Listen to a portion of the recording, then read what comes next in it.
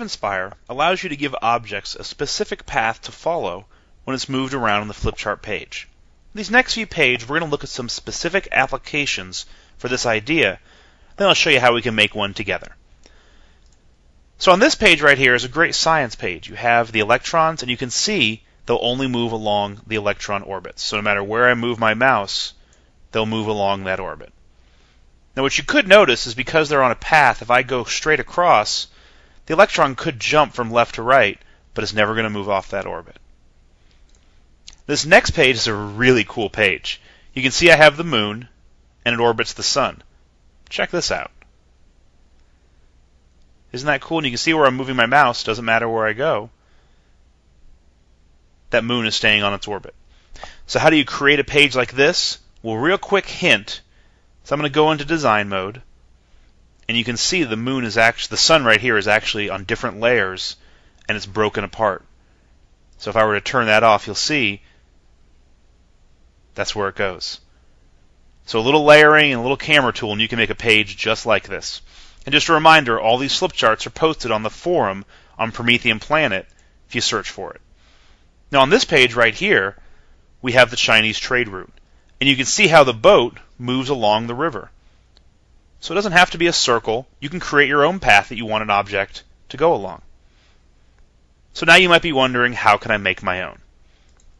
So let's do it right here. Let's show you how to make a real simple one like this with a circle. But again, you can use any path. You can create your own lines to create a path. So what I'm going to do is go down here to my Shapes tool. And we're going to get a circle shape. And I don't want to fill because I want to be able to create an orbit.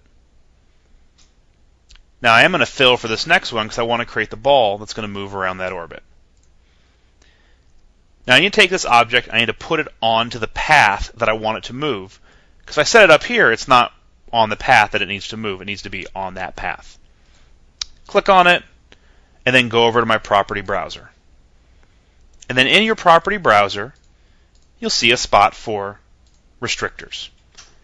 And then under Can Move, I want to go down to Along a Path.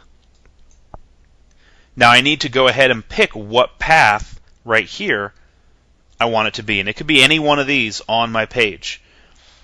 And it's probably going to be the last shape that I created, which is this circle right here. So I'm going to go ahead and click on OK. We'll come back to the page and let's try it out. So there you go.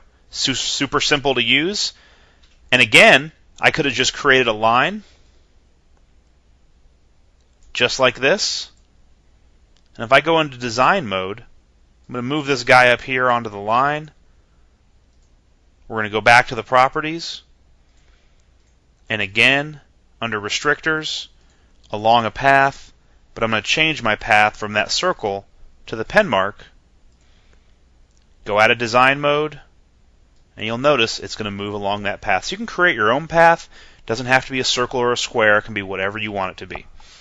Hope you like this idea of using restrictors for a specific path on your ActiveInspire page. Enjoy.